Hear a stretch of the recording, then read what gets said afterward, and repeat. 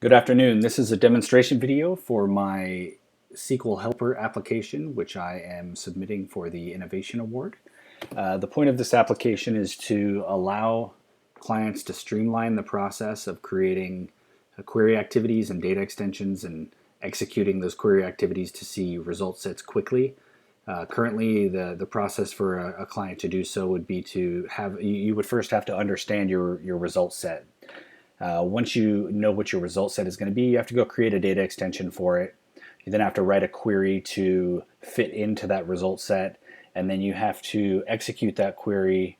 And then if you want to see the results, you have to go to the data extension and you have to actually pull it up and view the records, and you get a limited view of the records. So this application was something that I developed through some requests made by HP to make this process a little easier and to kind of help streamline it. It could also be used potentially for clients who might want to use SQL queries but might have limited SQL knowledge. So this tool could be a learning tool as well to help them utilize SQL a little bit better in their account. So I'll jump right in. The app is developed in Node.js. I did that as from what I understand, that's the standard that we want to use for hub applications.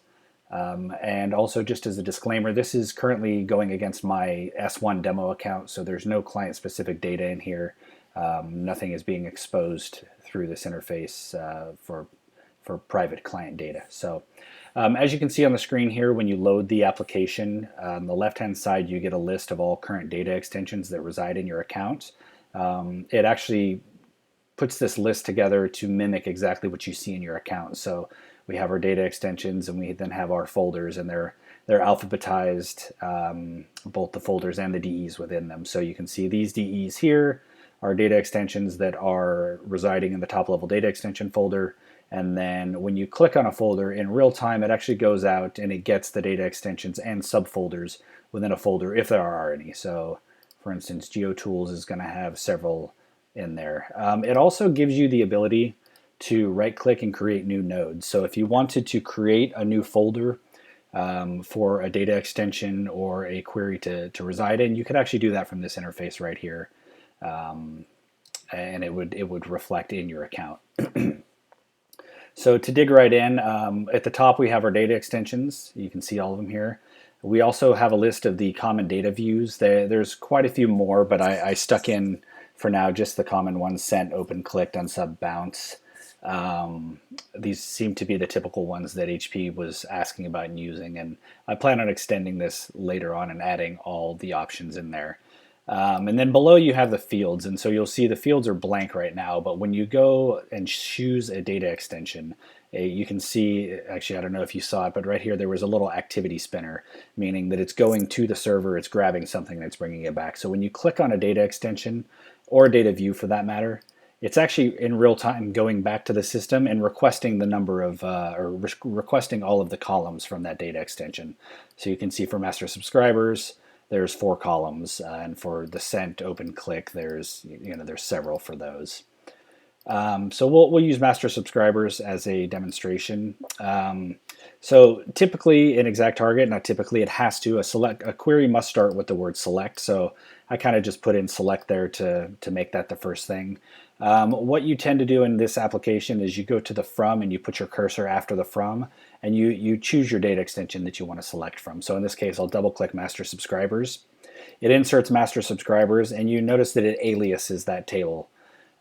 This is in an attempt to try and prevent malformed SQL from being put into this tool.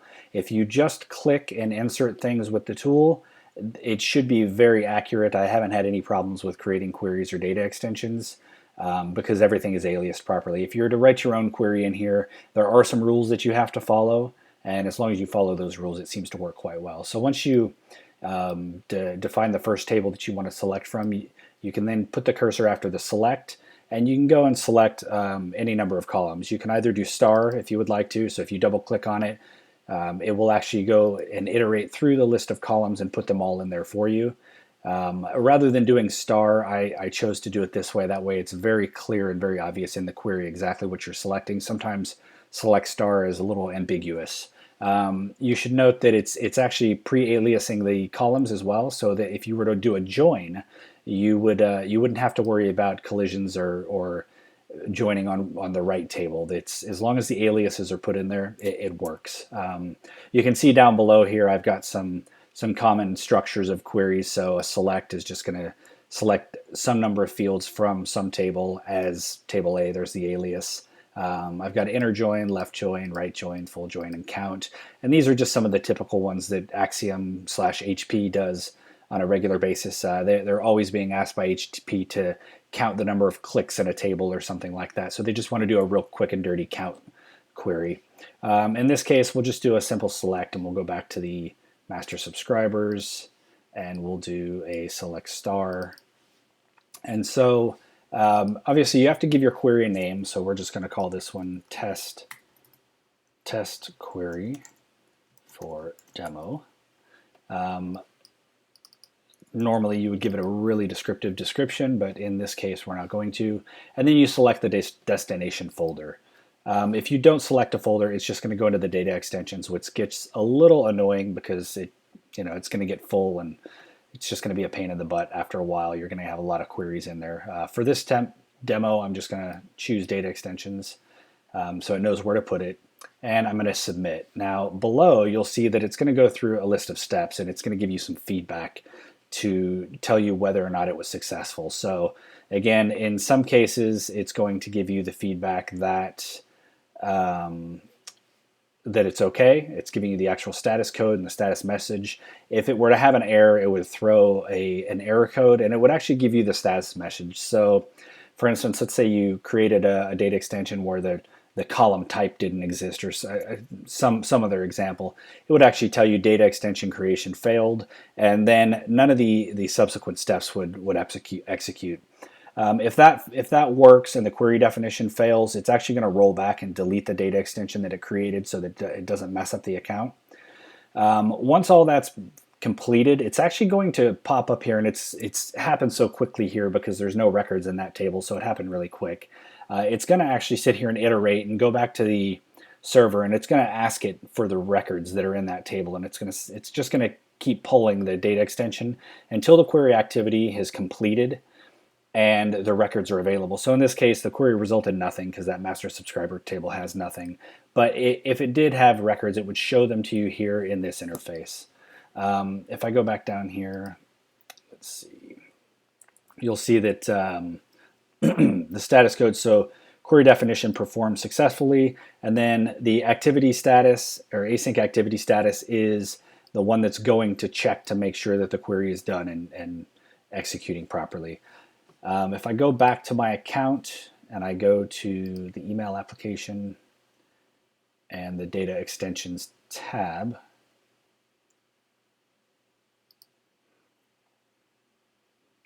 so here's data extensions, and we can see test query for demo. So we can see that when we executed that, it created the data extension, and it created the data extension columns that we needed to output from our query.